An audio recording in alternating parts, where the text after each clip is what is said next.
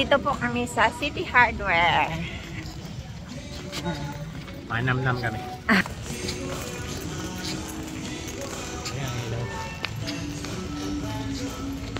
Magaling.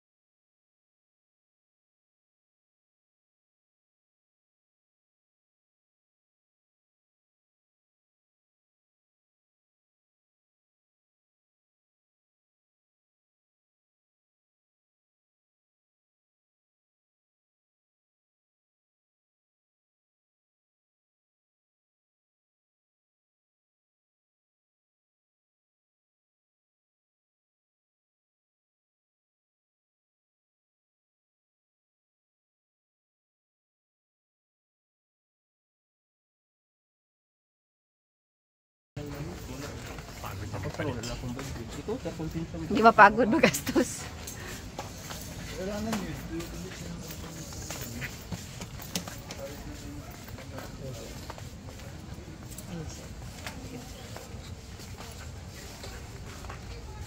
May mga ano eh, parating sa mga matataas na bahay.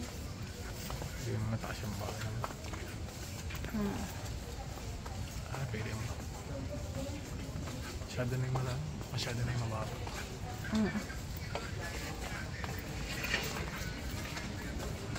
Dito. Marami dito. Ayan o, okay na yun yan. Yan, 2,000. Tsaka ito.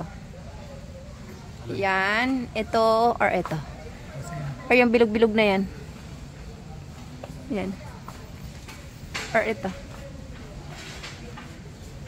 Sige, sabi na.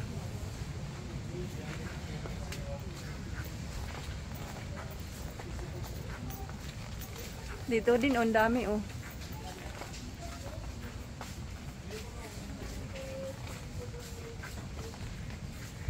Ayun din tatay, yung ganda oh. Dahil. Nakita ko dito yung pinangarap kong ilaw para sa pag-photoshoot o kaya pag-vlog or kahit na anong pwedeng gawin na maganda. Yeah!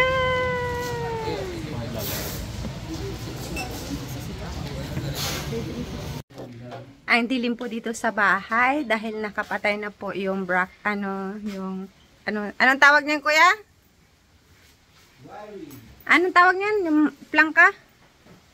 Bracket? Ano yan? Breaker. Yung breaker namin na ipinatay na dahil may dito si, pangalan mo kuya?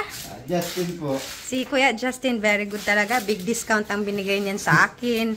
At pinaganda na niya. Meron akong saksakan. Hindi na ako gagamit ng extension para sa light ko sa ilaw. Tapos may switch na. Yehey!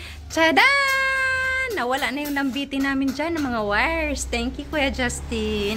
At meron akong bagong light. Yan. Ito po ang pamasko ng aking kamahalan. Sa bahay. Nagpa-wiring na siya.